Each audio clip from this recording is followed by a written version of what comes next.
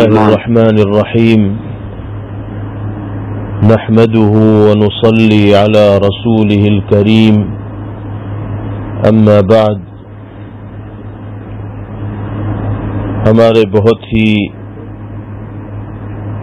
مشفق استاد محترم مادر علمی دارالعلوم دیوبند کے مائع ناز شیخ الحدیث اور صدر المدرسین استاد الاساتذہ حضرت مولانا سعید احمد صاحب پالنپوری نور اللہ مرقدہ دنیا فانی کو الوداع کہہ کر اپنے مزاج کے مطابق شان بے نیازی کے ساتھ جوار رحمت الہیہ میں پہنچ چکے ہیں۔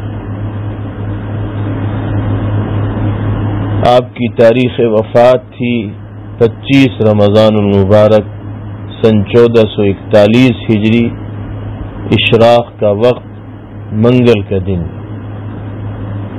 یہ اتفاق نہیں بلکہ نظام قدرت ہے کہ سعید روح کے پرواز ہونے کے لیے مالک دو جہاں نے اس ماہ مبارک رمضان کے آخری عشرے کے لمحات کا انتخاب کیا ہوا تھا۔ یہ اتفاق نہیں بلکہ نظام قدرت ہے کہ سعید روح کے پرواز ہونے کے لیے مالک دو جہاں نے اس ماہ مبارک رمضان کے آخری عشرے کے لمحات کا انتخاب کیا ہوا تھا، جس میں آخری سانس لینا اہل ایمان کے لیے اعلیٰ درجے کی سعادت و خوشبختی اور علامت قبولیت ہے۔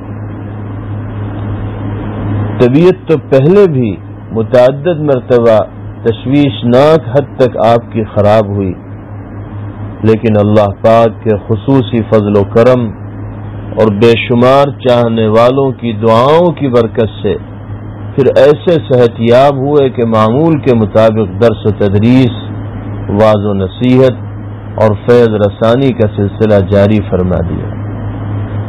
اس مرتبہ بھی حضرت الاستاذ کی طبیعت کی ناسازی کا علم ہوا تو مجھ جیسے نہ جانے کتنے شاگردوں نے دعاؤں کا سلسلہ شروع کیا اور یہ امید کرتے رہے کہ انشاءاللہ چند روز میں حضرت روبہ صحت ہو جائیں گے اور پھر علوم و معارف کے موتی بکھیرنے شروع کریں گے، لیکن تقدیر تدبیر پر غالب آئی اور اس مرتبہ ایسا نہ ہوا۔ چند روز کی شدید علالت کے بعد آپ غریب الوطنی کی حالت میں، جو بجائے خود مقام سعادت و شہادت ہے، عروس المیلاد ممبئی کے ایک شفا خانے میں واصل بحق ہو گئے اور پھر وصیت کے مطابق مقامی قبرستان ہی میں آسودہ خواب ہوئے۔ انا للہ و انا الیہ راجعون۔ حضرت الاستاذ نور اللہ مرقدہ کے انتقال پرملال کو کئی دن گزر چکے ہیں، لیکن طبیعت ایسی مغموم اور بجھی ہوئی ہے کہ نہ کچھ کہا جا رہا ہے نہ لکھا جا رہا۔ یادوں کا ایک سلسلہ ہے جو تھمنے کا نام نہیں لیتا۔ آپ کا مخصوص لب و لہجہ، خوبصورت و منفرد اور دلنشین انداز بیاں، جاذب نظر خط اور تحریر، ہر چیز کو بہت اہتمام اور اہمیت کے ساتھ ذکر کرنا، قرآنی آیات اور احادیث نبویہ کی عام فہم تشریح، اردو عربی قواعد و محاورات کی بہترین وضاحت اور اس طرح کی بہت سی ایسی خصوصیات ہیں جو ذہن و دماغ میں ایسی نقش ہو چکی ہیں کہ مٹائے نہیں مٹ سکتی۔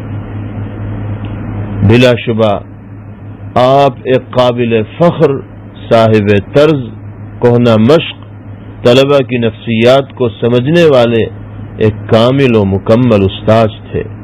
خوش نصیب ہیں وہ تمام حضرات جن کو حضرت کے سامنے زانوئے تلمس طے کرنے کا موقع میسر ہوا۔ میں تو یہ سمجھتا ہوں کہ آپ صرف استاذ نہیں بلکہ استاذ گر تھے۔ آپ سے پڑھنے والا پڑھانا سیکھ جاتا تھا۔ نہ جانے کتنے شاگردوں نے آپ کے اسلوب کو اخذ کر کے اپنی تدریس کے انداز میں نکھار پیدا کیا ہوگا۔ بھرپور توجہ کے ساتھ تمام طلبہ پر نگاہ رکھتے ہوئے ایسی سبک رفتاری سے کلام فرماتے کہ لکھنے والا بآسانی آپ کی تقریر کو قلم بند کر لیتا اور ہر طالب علم گوش بر آواز ہوتا. مثالوں اور نظائر کے ذریعے مسئلے کو سمجھاتے اور درمیان میں ایسے لطائف و واقعات بھی سناتے یا ایسے جملے بولتے جس سے مجلس درس زعفراں زار ہو جاتی اور نئی تازگی محسوس ہوتی.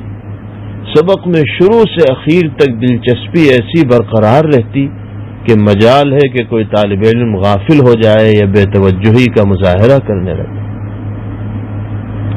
ہم نے بھی سنن ترمذی کے تقریباً تمام دروس بالاستیعاب ضبط کیے. پھر تکرار کے موقع پر اور بعد میں تدریس کے وقت کاپی پر ایک نگاہ ڈالنے سے غیر معمولی فائدہ محسوس ہوا. تفہیم کے تو حضرت الاستاد بادشاہ تھے. پیچیدہ سے پیچیدہ مباحث کو دل نشیں پیرائے میں اس طرح پیش کرنا کہ غوی سے غوی طالب علم بھی مطمئن ہو جائے. خدا کی طرف سے عطا کردہ آپ کا وہ امتیاز تھا جس کا ہر شخص قائل و معترف ہے. ہمیں حضرت الاستاذ نور اللہ مرقدہ سے سنن ترمذی جلد اول اور امام طحاوی کی شرح معانی الاثار پڑھنے کا موقع ملا. صبح کے تیسرے گھنٹے میں اور مغرب کے بعد آپ کا درس ہوتا تھا. محلہ بیرون کوٹلہ میں جو دارالعلوم سے خاصے فاصلے پر واقع ہے آپ کا مکان تھا. وہاں سے پیدل بڑی پابندی کے ساتھ بروقت درس میں تشریف لایا کرتے تھے اور شروع ہی میں طلبہ کو یہ ہدایت فرما دی تھی کہ میرے آنے کے بعد کسی طالب علم کا درسگاہ میں آنا جرم ہوگا. چنانچہ طلبہ اس کا بھرپور خیال بھی کرتے اور آپ کے آنے سے پہلے درسگاہ کھچا کچ بھر جاتی تھی. اگر کبھی اتفاق سے آپ تشریف لائے اور طلبہ کی تعداد کم محسوس ہوئی تو ناراضگی کا اظہار فرماتے ہوئے واپس تشریف لے جاتے اور خاص طور سے ترجمان سے جواب طلب فرماتے. یہ مرحلہ طلبہ کے لیے بڑی تشویش اور فکر کا باعث بن جاتا تھا. عصر کی نماز کے بعد طلبہ ڈرتے ڈرتے آپ کے گھر مجلس میں حاضر ہوتے، غلطی پر نادم ہوتے، معافی طلب کرتے، آئندہ پابندی کے ساتھ حاضری کا عہد کرتے تو دو چار تنبیہی جملے کہہ کر معاف فرما دیتے اور اگلے وقت تشریف لے آتے. آپ کے اس عمل کا یہ اثر ہوتا کہ پھر طلبہ وقت سے پہلے درسگاہ میں موجود دکھائی دیتے. ہمارے سال بھی ایک مرتبہ ایسا ہی واقعہ پیش آیا. ہم لوگ عصر کے بعد حاضر خدمت ہوئے، معافی مانگی، فرمانے لگے کہ تم لوگ کیوں آئے؟ تمہاری وجہ سے میں واپس تھوڑا ہی آیا تھا. جاؤ انہی طلبہ کو بھیجو جو درسگاہ میں موجود نہیں تھے. احساس تو ان کو ہونا چاہیے. چنانچہ پھر طلبہ کی ایک بڑی جماعت حاضر ہوئی. حضرت اولا ناراض ہوئے، فرمایا میں اتنی دور سے تیاری کر کے محنت کر کے سبق پڑھانے جاتا ہوں اور تم لوگ غائب رہتے ہو. پھر اسباق میں پابندی سے حاضری کی تاکید فرمائی، اس کے فوائد و برکات بتائے اور پھر شفقت فرماتے ہوئے معاف فرمایا اور اگلے دن سلسلہ درس کا آغاز فرما دیا. شروع سال میں مبادیات حدیث، علوم حدیث، مقام سنن ترمذی اور امام ترمذی کی مخصوص اصطلاحات پر سیر حاصل گفتگو فرماتے جو کئی روز تک مسلسل جاری رہتی. آپ کے سبق میں عبارت خوانی کا مرحلہ بھی بڑا اہم ہوتا تھا. ہر طالب علم اس کی ہمت نہیں کر پاتا تھا.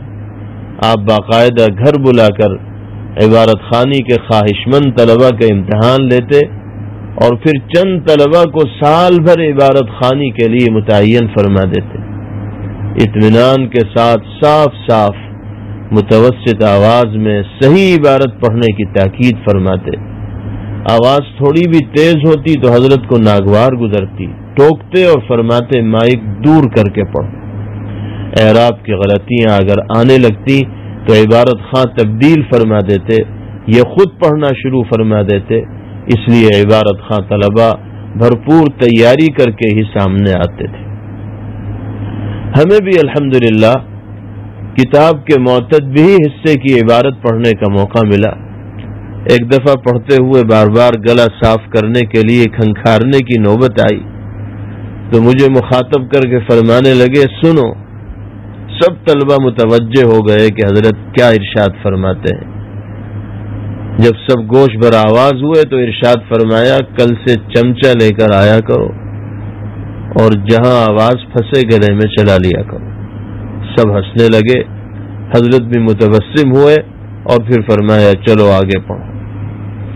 مغرب کے بعد تشریف لاتے تو باضابطہ سبق کا آغاز کرنے سے پہلے حفظ احادیث کی غرض سے ایک مختصر حدیث لکھواتے اور 3 مرتبہ اس کو اجتماعی طور پر کہلواتے. شروع سال سے اخیر تک آپ کا انداز تدریس بالکل یکساں رہتا. اواخر سال میں بھی اسی بسط و تفصیل کے ساتھ اطمینان سے پڑھاتے رہتے جس انداز سے شروع میں پڑھاتے. اواخر سال میں بھی اسی بسط و تفصیل کے ساتھ اطمینان سے پڑھاتے رہتے جس انداز سے شروع میں پڑھاتے. سب کے اسباق بند ہو جاتے اور آپ کے اسباق کا سلسلہ امتحان کے قریب تک جاری رہتا. کتاب کی تکمیل کے موقع پر آپ کی الوداعی نصیحت بھی بہت اہم ہوتی جس کا طلبہ کو اشتیاق رہتا تھا, اور جب آپ دعا کے لیے ہاتھ اٹھاتے تھے تو طلبہ کی روتے روتے یہ سوچ کر ہچکیاں بن جایا کرتی تھیں کہ اب حضرت کی مجلس درس میں حاضری کا سلسلہ منقطع ہو جائے. طلبہ کے درمیان مقبول ترین اساتذہ میں آپ کا شمار تھا. آپ کے شخصی رعب, علمی مقام اور وجاہت کی وجہ سے طلبہ اگرچہ آپ سے بے تکلفانہ گفتگو نہیں کر پاتے تھے لیکن دل سے محبت اور قدر اور عظمت بہت کرتے تھے. سب سے اہم بات یہ ہے کہ حضرت الاستاذ نور اللہ مرقدہ نے یہ علمی تفوق, رفعت مقام اور لوگوں کے دلوں پر دھاک کسی بیساکھی کے ذریعے حاصل نہیں کی, بلکہ اس کے پیچھے صرف اور صرف اللہ کا فضل و کرم اور حضرت کی مقصد کے تئیں جفاکشی, وقت کا صحیح استعمال اور بے پناہ محنت و جد و جہد ہے. جاننے والے جانتے ہیں کہ دور طالب علمی سے لے کر زمانہ تدریس تک کیسے کیسے کٹھن اور صبر آزما حالات کا آپ نے خندہ پیشانی اور جذبہ شکر کے ساتھ مقابلہ کیا, لیکن اپنی علمی سرگرمیوں پر آنچ نہ آنے دی. یہ رتبے بلند اور علمی دنیا میں آپ کا سکہ اسی جہد مسلسل اور قربانی کا نتیجہ ہے.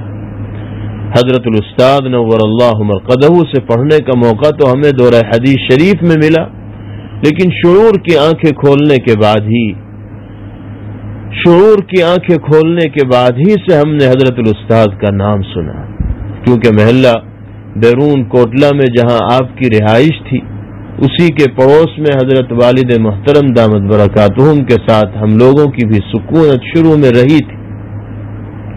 کچھ بڑے ہوئے تو بعد عصر آپ کی مجلس میں حاضری کا بھی موقع ملنے لگا. پھر تو قرب و تعلق اور عقیدت بڑھتی ہی چلی گئی. کتابیں اور علمی اشتغال آپ کا اوڑھنا بچھونا تھا. مزاج میں یکسوئی اور زندگی میں انتہائی سادگی تھی. شہر میں زیادہ لوگوں سے آپ کے راہ و رسم نہیں تھے اور علمی اشتغال کی وجہ سے آپ کے پاس اس کا موقع بھی نہیں تھا.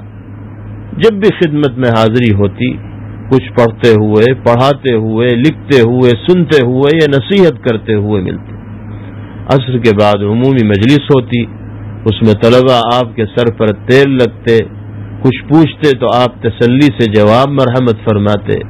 دیر تک خاموشی رہتی تو خود فرماتے کچھ سوال کرو, خاموش کیوں بیٹھے ہو, یہاں آیا کرو تو سوال سوچ کے آیا کرو.